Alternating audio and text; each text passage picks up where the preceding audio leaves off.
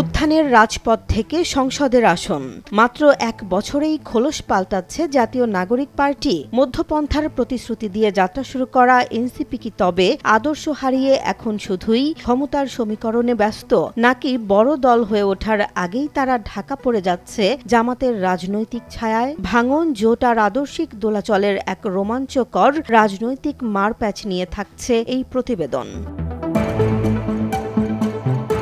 2025 সালের ফেব্রুয়ারি ছাত্র জনতার গণ অভ্যুত্থানের উত্তাল আবেগ আর আকাঙ্ক্ষাকে ধারণ করে জন্ম নিয়েছিল জাতীয় নাগরিক পার্টি বা এনসিপি। সে সময় দলটির শীর্ষ নেতারা বুক ফুলিয়ে ঘোষণা করেছিলেন তারা বাম বা ডানের চেনা মেরুকরণে পা দেবেন না। উগ্রবাদ কিংবা ইসলামফোবিয়া এড়িয়ে তারা গড়বেন এক নতুন মধ্যপন্থী বাংলাদেশ, যেখানে দেশের একটি বিশাল অংশ যারা আওয়ামী লীগ বিএনপির বাইরে নতুন শক্তি খুঁজছিল তারা পাবে আশ্রয়। কিন্তু রাজনীতিতে আদর্শের চেয়েও অনেক সময় বড় হয়ে ওঠে রূঢ় বাস্তবতা। মাত্র এক বছরের মাথায় সেই চেনা ছবিটা আজ পুরোপুরি বদলে গেছে। দেশের 64 জেলায় নিজেদের সাংগঠনিক ভিত্তি তৈরি করার আগেই এসে পড়ে নির্বাচন। এর মধ্যে গোপালগঞ্জের মতো এলাকায় শীর্ষ নেতাদের ওপর হামলার ঘটনা দলটিকে এক বড় ধরনের ধাক্কা দেয়। একা লড়ে শূন্য হাতে ফেরার চেয়ে এনসিপি বেছে নেয় এক নাটকীয় কৌশল। যুক্ত হয় জামাত নেতৃত্বাধীন ডানপন্থী জোট।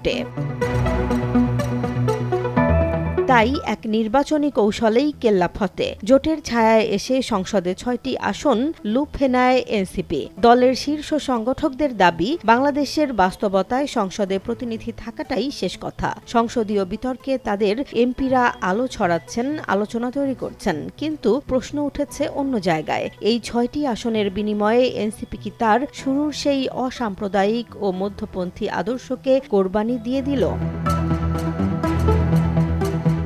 রাজনৈতিক বিশ্লেষকেরা বলছেন, এনসিপির এই ঝুলিতে আসা আসনগুলো মূলত জামাতের ভোট ব্যাংকেরই ফসল। আর এই ডানপন্থী বলয়ের দিকে স্থায়ী ঝুঁকে পড়ার নীতি মানতে না পেরে দলটিতে শুরু হয়েছে চরম অভ্যন্তরীণ অসন্তোষ। এরই মধ্যে দল ছেড়েছেন বাম ঘরানার বহু নেতাকর্মী, এমনকি নারী নেত্রীদের একটি বড় অংশ এবং সাবেক যুগ্ম সদস্য সচিব মীর আরশাদুল হকের মতো শীর্ষ নেতারাও এখন এনসিপিকে দেখছেন সাবেক শিশির নেতাদের আখড়া এবং জামাতের বি টিম হিসেবে।